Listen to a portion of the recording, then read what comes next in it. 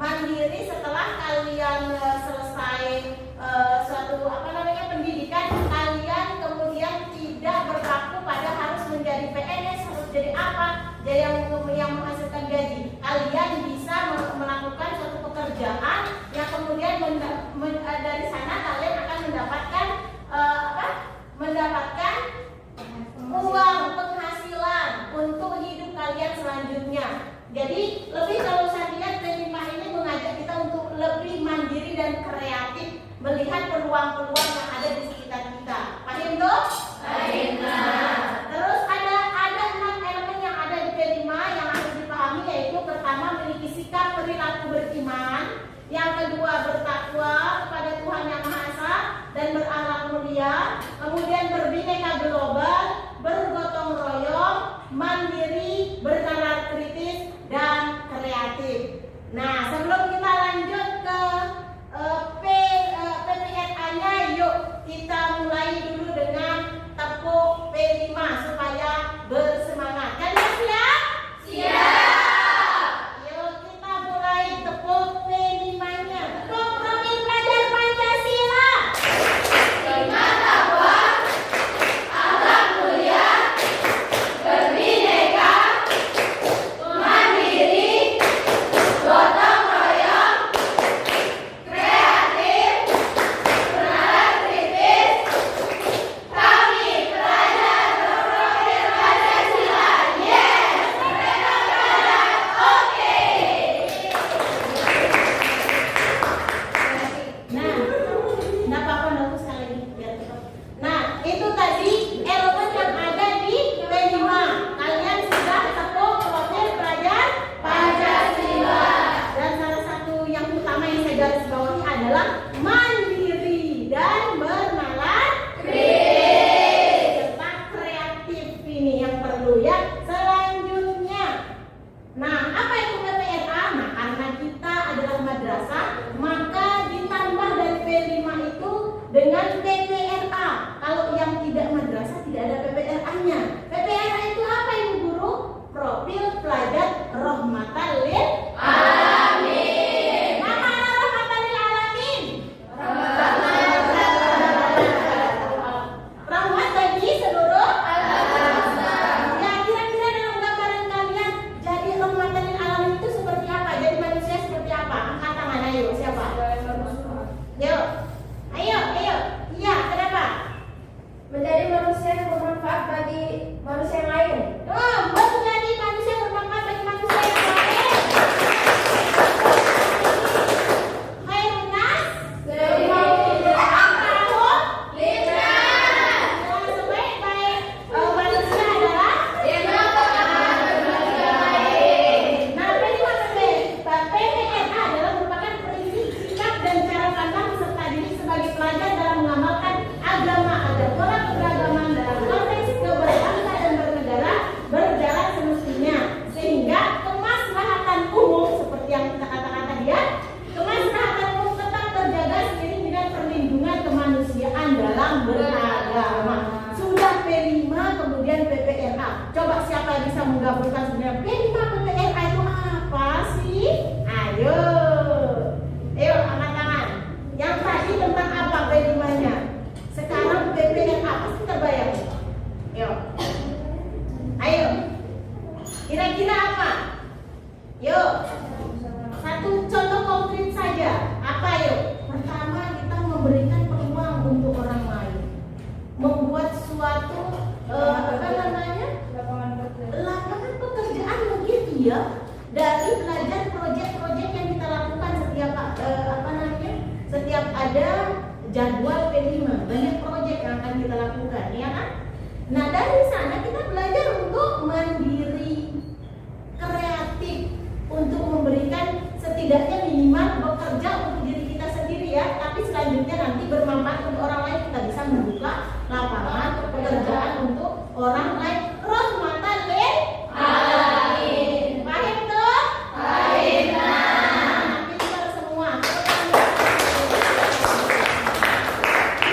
Selanjutnya anakku hari ini, dan untuk kali ini kita akan membuat proyek P5 kita, yaitu tentang kewirausahaan.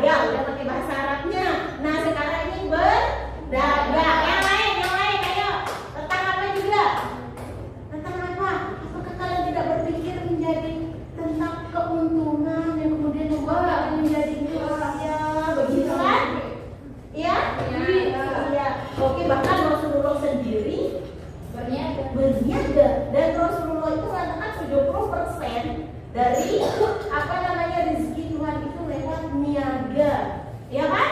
Nah, jadi kita tidak perlu putus asa kalau kita sudah punya bakat, terutama kewirausahaan ini. Kita tidak perlu berputus asa terhadap rahmat Allah. Rezeki itu ada di mana-mana, tidak selalu menjadi ASN, ya.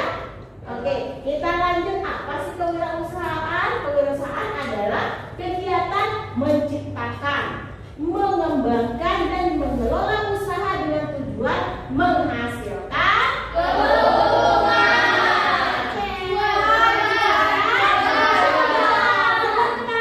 Cuan. Apa namanya? Cuan.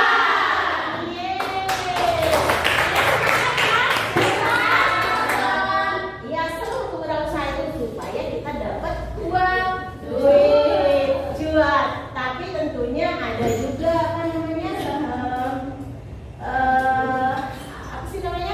hal-hal yang perlu kita waspadai supaya kita tidak rugi. Kalaupun kita rugi, nanti kita akan mencari jalan yang lain. Ya, ada perencanaan poin berikutnya seperti itu ya. Oke, kita lanjut anakku. Ya, apa nih? Nah, mengapa kewirausahaan itu penting? Kenapa? Pertama, stimulasi ekonomi. Ya, menstimulus ekonomi supaya apa? Ya, supaya stabil. Kemudian supaya ekonomi kita menjadi baik dan seterusnya. Lanjut, inovasi dan kreativitas. Dari wirausaha itu kita berinovasi kan ya? Apa ya kira-kira membaca peluang? Oh, ini inovasi, kita harus berinovasi nih. Ini orang semua pada jual teh nih, misalnya semua jual teh. Oh, kita harus berinovasi nih. Mungkin kita bikin teh yang rasa apa yang berbeda, ya kan? Ini menumbuhkan inovasi dan kreativitas. Apa ini perlu merek ini harus begini nih supaya terlihat nih sama orang, berlari nih sama orang, kemasannya harus begini. Nah, itu menumbuhkan kreativitas. Kemudian menciptakan lapangan kerja, itu dia yang paling penting ya, menciptakan lapangan kerja. Anda sudah menjadi bermanfaat untuk orang lain. Yang selanjutnya, peningkatan taraf hidup masyarakat. Jadilah dia rahmatan lil alamin. Baik toh? Tahapan yang kita lakukan dalam proyek ini ada beberapa tahapan, yaitu 5 tahapan. Nah, namun coba kita perhatikan tahapan pertama, yaitu tahapan pengenalan. Nah, ini yang kita lakukan hari ini. Ya, tahapan pengenalan terdiri apa saja? Mengenal wirausaha. Nah, dari mengenal wirausaha ini nanti kita akan menonton seorang tokoh wirausaha terkenal untuk memotivasi kita. Ya, bagaimana sih menjadi seorang wirausahaan yang berasal dari nol? Ya, dia benar-benar tokoh wirausaha yang patut kita acungi jempol. Luar biasa, low profile, low profile, tapi luar biasa. Sampai dia tua masih tetap pakai celana pendek. Siapa kira-kira ya?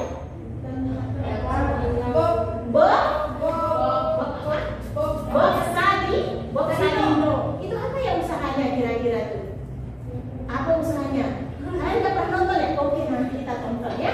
Terus setelah itu menggali potensi diri. Nanti ibu akan membagi beberapa ini yang harus kalian isi. Itu mengenal potensi diri kalian. Apakah kalian punya kira-kira berpotensi sebagai wirausaha? Nanti kita akan bagi per kelompok ya. Selanjutnya, menumbuhkan sikap wirausaha. Nah, menumbuhkan sikap wirausaha juga ada berapa yang kalian perlu isi nanti ya. Berupa satu pertanyaan. Contohnya nih, saya menyukai tantangan untuk mencoba melakukan sesuatu yang baru. Nah, kalian kasih nilai berapa dan seterusnya. Nanti ada nilainya. Kalau rentang nilai dari berapa tuh? Nilai dari 35 sampai 50, berarti kalian cocok menjadi wirausaha. Nah, ini nanti akan kita bagi ya per kelompok. Oke? Siap? Siap. Seperti yang ibu katakan tadi, yuk kita mengenal wirausaha dari seorang tokoh wirausaha terkenal di Indonesia. Mari kita cari dia.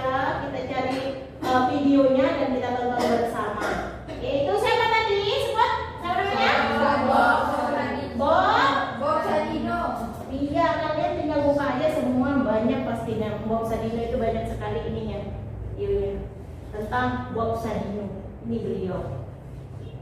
Ya pulang ya yang lainnya. Bob Sadino ini dia tokoh yang akan kita perhatikan semua, kita menjadi contoh untuk wirausaha kita, untuk kewirausahaannya, untuk proyek ini. Suaranya.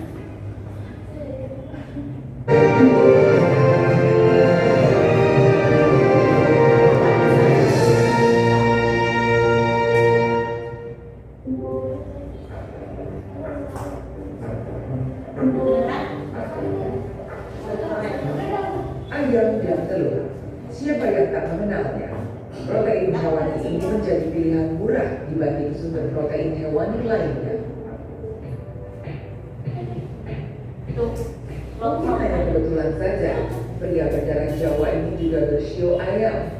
Hewan yang membawanya menuju tangga kesuksesan. Namun bukan sebuah kebetulan ketika Bob Sadino memutuskan untuk berhenti bekerja dan memulai jadi wirausaha.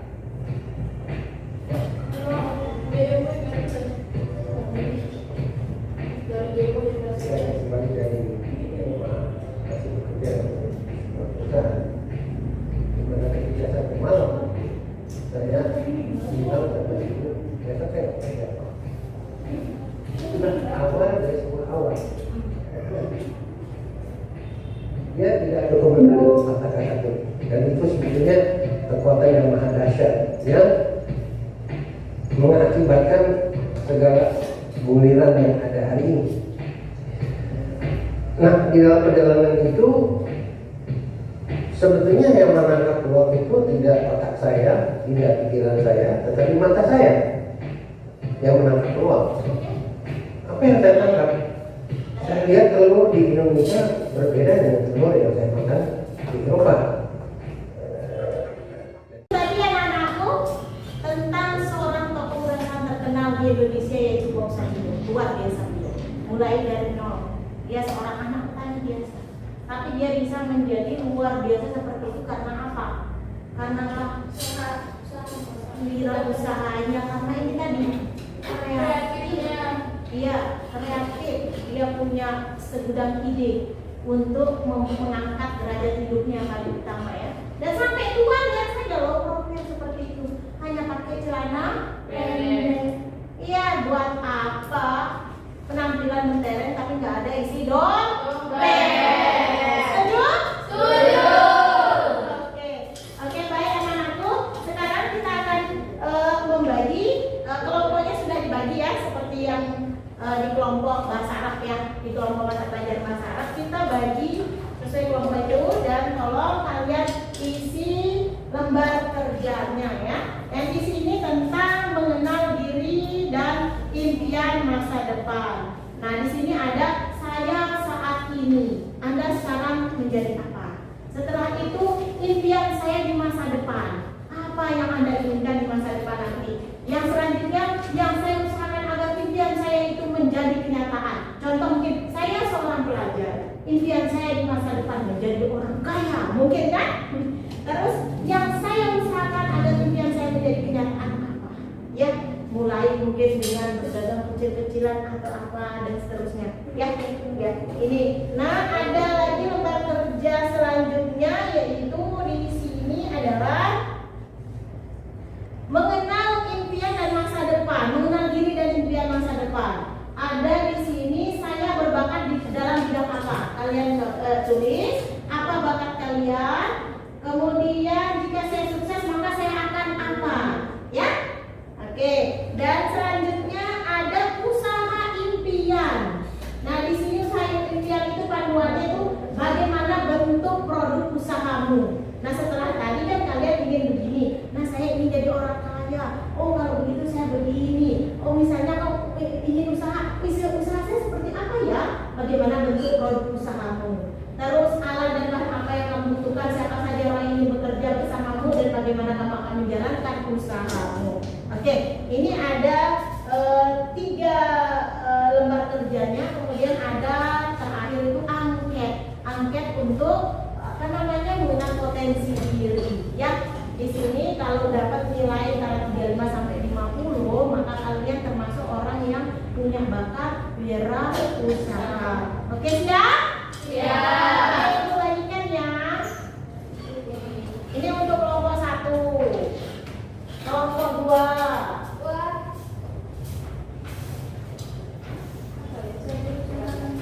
Kelompok 3.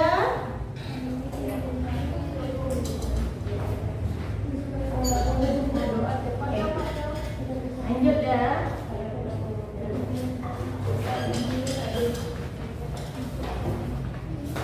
Kelompok 4 ini dulu. Udah selesai kelompoknya isinya. Oke. Sini dari belakang.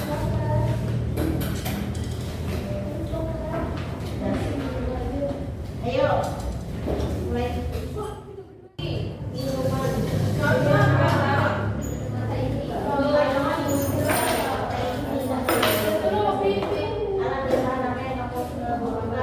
Nggak bisa kelihatan, nggak apa-apa ya Ustaz? Tulisannya. Tulisannya nggak kelihatan. Selesai diskusinya? Sekarang coba kita presentasikan dari kelompok 1 dulu. Coba maju dulu nak. Presentasikan apa yang kalian hasil dari diskusi kalian. Nah, dia mendapat tempat kerja, mengenal diri dan impian masa depan. Yuk kita mulai. Saya saat ini adalah seorang pelajar. Impian saya di masa depan ingin menjadi pengusaha catering terkenal. Yang saya usahakan agar impian saya menjadi kenyataan. Mempelajari kisah-kisah dari pengusaha-pengusaha terkenal dan mulai berniaga kecil-kecilan berupa menjual mie rebus di asrama. Apa tadi? Apa itu impiannya di masa depan? Selain dia, siapa juga yang mau menjadi pengusaha catering? Mungkin dia bisa menjadi networknya besok. Siapa? Kalian bisa usaha bareng? Ya. Ayo jangan malu-malu. Oh iya, yang pintar-pintar bahasa angkat tangan aja ya pengusaha catering. Nah nanti dia akan berusaha untuk mencari kisah-kisah perusahaan terkenal. Kemudian dia mau mencoba jualan mie rebus di asrama.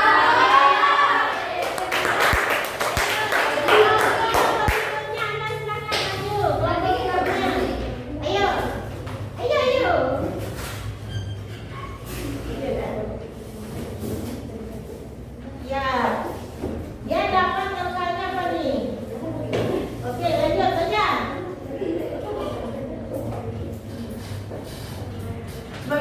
Bagaimana bentuk produk usahamu? Jadi cita-cita saya ingin menjadi pengusaha minuman Thai tea.